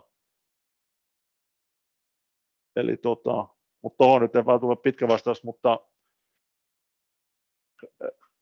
teillä voi olla siis, että milloin ei kannata päivittää uutta Windows-versiota, niitä keissejä on sillä tavalla, että ehkä jossain tuotantoympäristössä voi olla joku vanha ohjelma, joka ei toimi enää. Mutta silloin ottaa kyllä tietoisen niin tietoturvariskin, että yleensä sellaiset tietokoneet on suljettu niin kuin internetistä, että ne ei näy siis ulospäin, mutta yleinen ohje on kyllä, että kannattaa päivittää heti, kun mahdollista. Mitä mieltä Excelin tallentaa salasanat ja tuon taulukon sitten laittaa salantanan taakse?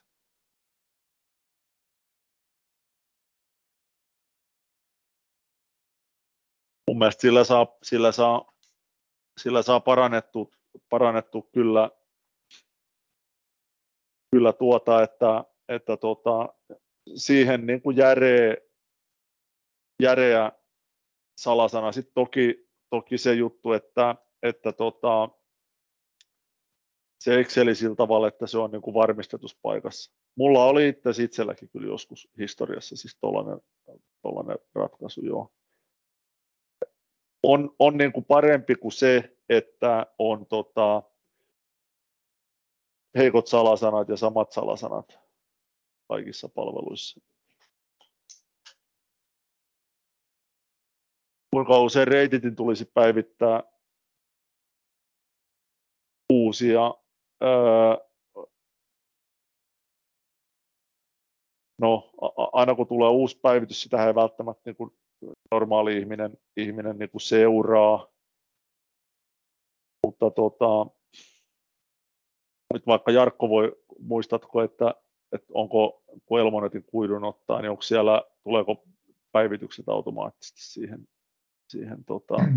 Joo, meillä nykyään tulee niin kuin vähän aluekohtaisesti, mutta meillä niin kuin uusimmilla alueilla se Reititin kuuluu niin kuin sillä palveluun, että se on yhtiön omaisuutta ja me ylläpidetään ja päivitetään sitä, että siitä ei niin kuin käyttäjän tarvitse huolehtia. Ja sitten vähän vanhemmilla alueilla se on niin kuin liittyjälle niin kuin siinä liittymätilanteessa annettu. Että varmaan se, niin kuin, jos tätä pystyy nyt itse sitten näkemään, mutta siis niin kauan kun niihin reitittimiin tulee niitä ohjelmistopäivityksiä, niin kauan ne reitittimet on ihan käypiä lähtökohtaisesti, mutta meilläkin nyt esimerkiksi on yksi kampanja, jossa semmoisia vanhoja reitittimiä, johon ei enää ohjelmistopäivityksiä tule, niin pyritään sitten vaihdattaan uusiin, että vaikka ne toimii, niin sitten tietoturva heikkenee koko ajan, mitä kauemmin käyttää semmoista vanhaa, johon se ohjelmisto ei päivity. Eli kaikki nämä niin kuin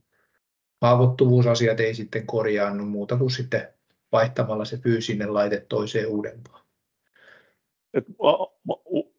Kauhean vanhoja kannata käyttää. Se mitä mä itse käytän tosi paljon, siis niin kuin mikä on niin kuin hieno, ihan perus googlaaminen, niin katsoo minkälainen reititi siellä on, katsoo sen merkin mallia sitten vaikka, että tietoturvaa ongelmat tai joku tällainen haku, niin sillä yleensä saa, jos tulee niin kuin paljon vastauksia tai jotain tällaisia, niin se on sitten niin punainen lippu, että kannattaa tehdä jotain.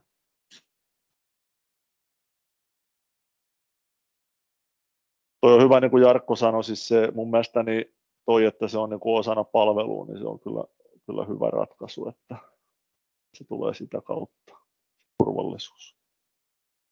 Ei tarvitse muistaa sitten. Hyvä. Kiitoksia Janne ja Jarkko. Me on saatu kyllä erinomainen oppitunti ja päivitetty tietoturvaa oikein hurjasti. Ainakin itse ajattelen, että nyt on saanut paljon vastauksia sellaisiin kysymyksiin, mitä on paljon itsekin pohtinut, plus sitten tämmöistä uutta tietoutta, että varmaan, jos ei ole jotain tulenpalavia kiireellisiä kysymyksiä, niin siirrytään seuraavaan vaiheeseen ja päästetään tuo Jutta kertomaan vielä näistä rahoitusvaihtoehdoista. Jos teillä on jotain kysymyksiä, niin vielä Jannelle ja Jarkolle niin tuonne chattikenttään voi toki kirjoitella ja vastaillaan. Mutta Jutta, ole hyvä. Jees, kiitoksia. Ja tosiaan täältä Pokon toimistolta jatketaan, mutta vielä pysyn sen verran tässä aiheessa, että jos nyt yrittäjä miettii sillä, että nyt hänellä olisi vähän tarve tehdä jotakin esimerkiksi sen oman tietoturvan lisäämisessä tai varmistamisessa tai jotain muuta, niin mistä tällaista palvelua voi saada, koska aika harva meistä nyt niin itse osaa sellaista tehdä ja millä lailla kannattaa niin kuin www.elmo.fi, että meiltä saa meihin on yhteydessä. Että. Joo. Ja ylipäänsä siis se toki, mistä niin kuin nyt on tietokoneohjelmat ja muut hakenut ja varmaan semmoisten kautta sitten. Niin, semmoista kautta joo, että niin kuin mä sanoin tuossa, että semmoinen niin kuin hyvä perusjuttu, että on Windows-tietokone, niin kuin tuossa sanottiin, ja se pitää päivitettynä, ja sitten se on jonkunlainen investointi, mutta semmoiset Microsoft 365 Business Premium -lisenssit ja niihin niin kuin semmoiset turvalliset konfiguroinnit, niin sillä pääsee aika pitkälle, 2-vaiheinen tunnistus, niin silloin se turvataso on nostettu sille tasolle, ja kun on yksinyrittäjä vielä, niin se rikolliselle vie sen niin kalliiksi sen homma sitten jo, että ei sitä kannata lähteä lähestyä edes semmoista. Se on Okei, tämä oli vähän tämmöinen aasinsilta nyt niin kuin seuraavaan asiaan, eli mä käyn tässä nyt vielä kurkkaan, että eihän mulla lähtenyt jako päälle. Kerron lyhyesti tähän vielä meidän leader-tuista, ja onko se oikea näyttö? Se näkee 2 näytöllä. Siinä näkyy tuo esittäjä näyttely. Joo, vielä näkyy.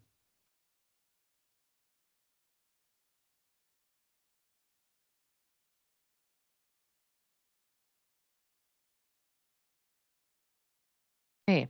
Hyvä. Yes. Eli lyhyesti käydään se, että mitä meillä nyt täällä Leader Pocossa on sitten yritystoimintaan liittyviä tukia tällä rahoituskaudella. Ja meillähän on nyt aika kiva tämä paletti, mitä on tarjolla yrityksille. Meillä on investointituet, sitten on aloittavan yrityksen tuet ja yritystoiminnan kehittäminen ja yritysryhmähankkeet. Ja oikeastaan tämän päivän teemaan liittyen, niin keskitytään näihin kehittämistukiin. Tämä on nyt semmoinen tähän juttuun liittyvä, eli tämä on uusi tuki, ja tämä on tarkoitettu nyt nimenomaan yritystoiminnan asiantuntijapalveluille ja tällaiseen kehittämisasiaan. Ja täällä on esimerkiksi mainittu, että tällä voidaan hankkia teknologiaa ja digitaalisia ratkaisuja, jos tarvitsee jotain kehittämistoimenpiteitä, niin tätä voi hyödyntää.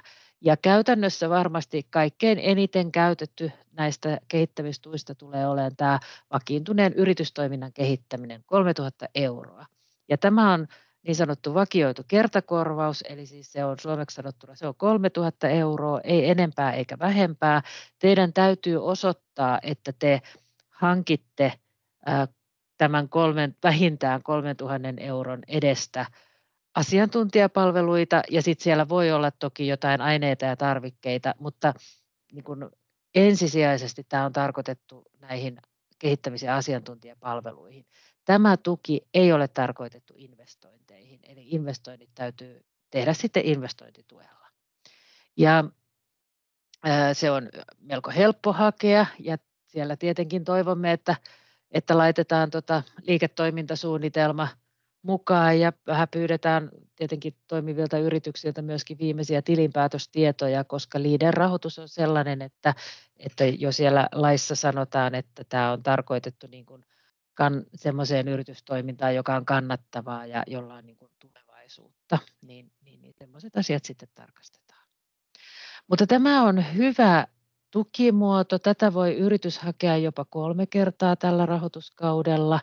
Ja tosiaan niin kun nyt monipuolisesti, kun fundeeraatte niitä oman yrityksen kehittämisasioita, niin tämä on varteenotettava.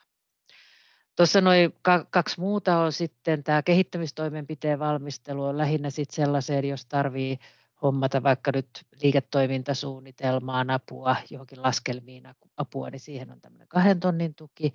Ja sitten tämä yritystoiminnan suunnittelu on tarkoitettu nyt ihan sitten semmoiseen aloittavaan yritystoimintaan. Mutta tänään täällä on nyt niin kuin pääasiassa paikalla niin kuin jo toimivia yrityksiä, niin tästä kohtaa oikeastaan sanoisin tuon ykköskohdan ja tähän teemaan liittyen. No sitten on tietenkin investointituet ja energiainvestoinnit, niihinkin tälläkin ohjelmakaudella, kuten edellisilläkin saa rahoitusta. Ja nyt täytyy muistaa, että nämä investointituet, niin näiden pitää sitten kehittää jollain lailla sitä yrityksen toimintaa, eli ihan semmoisiin korvausinvestointeihin tätä ei myönnetä, että jos vaan niin kuin vaikka rakennus maalataan, niin se ei ole mitään, se ei niin kuin kehitä mitään, että se on niin kuin korvausinvestointi, mutta jos siihen nyt liittyy jotenkin muuten sen rakennuksen uusimista, niin siihen yhteyteen voi sitten sen maalauksenkin lisätä. Mutta meillä on nyt semmoinen, että se kustannusarvio, milloin tullaan tänne Pokon puoleen, niin silloin puhutaan 5 tonnin-100 tonnin hankkeista. Ja sitten aivan uutena on tämä energiatuki, mikä on tosi hyvä juttu, eli me voimme myöntää tällaiseen, jos niin kun siirrytään uusiutuvaan energiaan tai parannetaan yrityksen energiatehokkuutta, niin siihen voi hakea tukia. Aurinkoenergiaa, sitten näitä erilaisia lämpöpumppuja, niin niiden hommaamiseen. No mitäs muita niin kun, ehtoja ja määriä täällä on, eli tosiaan investointituissa pitää olla jo Y-tunnus, eli siis toimiva yritys. Ja me Leaderissä rahoitetaan nyt tällä ohjelmakaudella vain mikroyrityksiä, jotka työllistää alle 5 henkilötyövuotta tai liikevaihto tai tase on alle 2 miljoonaa euroa.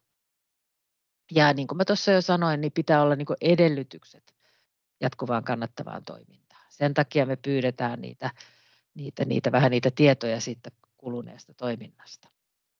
Investointituen määrät Juupajoella ja Mänttä-Vilppulassa, ne pääsi tämmöiseen kakkostukialueeseen, niin tukiprosentti on 35, Ruovedellä 30 ja Virroilla riippuu vähän missä yritys on. Jos on harvaan asutulla maaseudulla, niin tukiprosentti on 30 ja ydinmaaseudulla 25. Nämä eri tukitasot johtuu nyt siitä, että tämä kyse on maaseuturahastosta ja maaseudun kehittämisestä, niin nyt maa- ja metsätalousministeriö on halunnut niin kuin erityisesti painottaa, että tämä tuki tulee tänne oikealle maaseudulle, niin sen takia meillä täällä on vähän korkeammat tukiprosentit kuin sitten tuolla kaupungin läheisellä maaseudulla.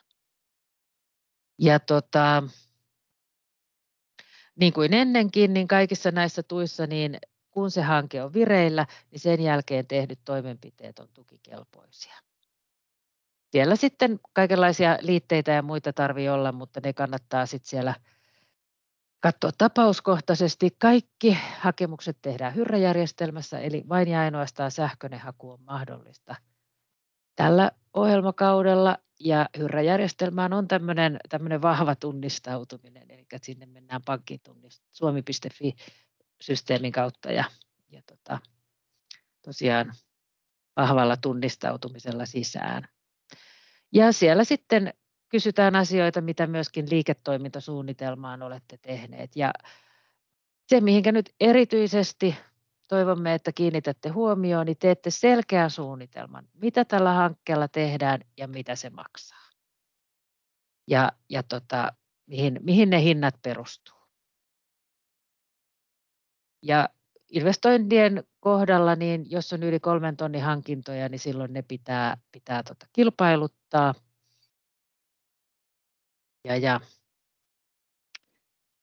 oikeastaan en nyt sen tarkemmin tässä kohtaa sitä käy. Sitten on vielä nämä aloittavan yrityksen tuet, eli sekä päätoimiselle että osa-aikaiselle yritykselle, jos sellaista ollaan käynnistämässä, niin sinne on omat tukimuotonsa. Sitten semmoinen asia, mikä on hyvin mielenkiintoinen ja mitä me varmasti tässä Pokon alueella tullaan nyt oikein erityisesti markkinoimaan täällä, on tämmöinen yrityksen ostamisen suunnittelu. Eli suomeksi sanottuna, jos on niin kuin omistajan vaihdoksesta kyse, niin silloin kannattaa tämä tuki hyödyntää. Nämä on myös näitä vakioituja kertakorvauksia, joko 2,5 tonnia tai 5 tonnia. Eli me kaikki tiedetään, että jos yrittäjä rupeaa fundeeraamaan, että se rupeaa myymään sitä yritystänsä, niin siinä yhteydessä tarvitsee tehdä monimoisia laskelmia ja suunnitelmia, ja ne on asiantuntijatyötä, joka maksaa. Se, mikä tästä täytyy huomioida, että tämän tuen hakijan pitää olla se, joka suunnittelee sen yrityksen ostamista. Ei se, joka on myymässä, vaan se, joka on ostamassa. Ja sitten uutena asiana on myöskin tämä maatalouden kokeilutuki. Eli täällä on 3 eri tukimahdollisuutta ja tällä voi nyt niin kuin testata ja pilotoida jotakin aivan uutta siihen maataloustuotantoon, jos on niin kuin vaikka suunnitelmissa jotain jotain aivan uutta, niin tämä kannattaa muistaa, että tämä on aika mielenkiintoinen. Meillä on melko vähän tästä vielä kokemuksia, mutta ottakaa reippaasti ja empimättä yhteyttä, niin katsotaan, että jos teillä on joku semmoinen kokeiluidea, että menisikö tämä tänne. Ja sitten vielä tuttu juttu, eli nämä yritysryhmähankkeet, nehän on, tässä on todella hyvä tukitaso, eli 75% kokonaiskustannuksista. Idea on se, että tämä on kehittämistoimenpiteisiin ja siellä on niin kuin, sillä yrittäjäporukalla on joku yhteinen juttu, mitä kehitetään. Siinä on siis näitä yhteisiä toimenpiteitä ja sitten voi olla niitä yrityskohtaisia toimenpiteitä. Ja mukana yritysryhmässä voi olla 3-10 yritystä. Se, mikä ehkä nyt muutoksena viime ohjelmakauteen on se, että tässä hakijana voi olla ainoastaan joko julkisoikeudellinen tai yksityisoikeudellinen yhteisö. Eli yritys yksin ei voi olla hakijana. Mutta tässä on monenmoista mahdollisuutta, mihin tätä kehittämistukea voi käyttää. Ei investointeihin, vaan kehittämistoimenpiteisiin.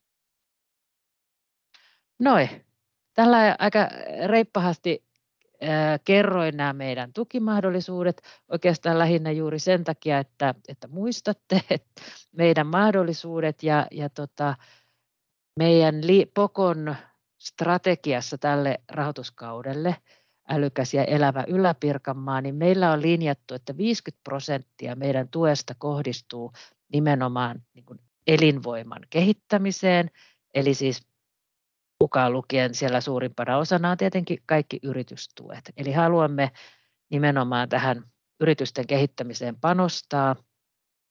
Ja on hienoa, että meillä on nyt näitä erilaisia tukijuttuja. Ja melkein sanoisin niin, että jos teillä nyt jotain vähän on mielessä tämmöisiä kehittämisasioita, niin ottakaa ihmeessä yhteyttä jo ihan siinä alkumetreillä, että me tosi mielellään autetaan ja katsotaan niin kuin porukalla, että mikä noista tukimahdollisuuksista sitten sopisi kulloiseenkin juttuun. Siellä on myös niitä asioita, mitkä ei mene tähän maaseuturahaston tukien sisälle, niin käydään nekin sitten läpi, mutta mieluummin niin päin, että ette kauheasti tee etukäteen työtä, vaan sitten jo ihan siinä, ettei niin tehdä turhaa työtä, vaan sitten heti alkumetreiltä varmistellaan. Mutta sen verran vielä loppuun, että tosiaan tämä tämän päivän juttu, jos on sellaista tarvetta teidän yrityksessä, niin muistakaa tuo 3 tonnin kehittämistuki, että jos on niin isoja korjaustoimenpiteitä tai jotain päivittämistoimenpiteitä, niin se on yksi mahdollisuus. Jees, asiantuntijapalveluista hei vielä sen verran, että näistä kehittämistuista, että siellä ei niinkään ole sitä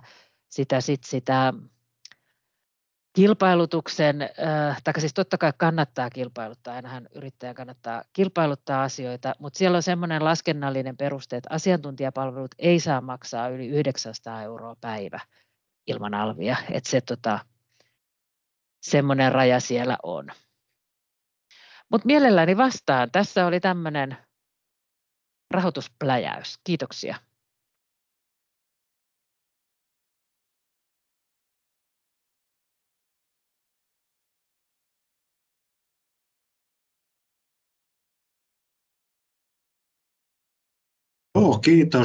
Kiitos Jutta ja toki vielä voitte multakin kysellä, mutta niin kyllä tuntuu siltä, että me ollaan saatu aika tiukka tiivis paketti tietoturva, digirahoitusasiaa ja upeasti tässä testattiin taas näitä Elmon toimivia yhteyksiä, eli hyvin pelasi linjat jälleen kerran. Taidetaan pikkuhiljaa nyt sitten lopetella ja lähteä katsomaan, että kuinka kova pakkanen siellä mittarissa mahtaa tälle illalle meitä odotella. Tosiaan mä laitan kaikille huomenna varmaankin viestiä saan varmaan tuon tallenteen ladattua ja tässä me nyt ollaan kaikki varmaan tuttuja sen verran, että jos on rahoitukseen tai näihin tietoturva-asioihin kysyttävää, niin nyt tiedetään, että mihinkä osoitteeseen käännymme. Kiitos paljon osallistujille ja kiitos paljon Jarkko, Janni ja Jutta. 3 kovaa jiitä saatiin hyvä tilaisuus aikaiseksi. Kiitos teille. Kiitos kaikille. Kiitos paljon. Hei hei. Moi. Kiitos. Moikka. Kiitos, moi.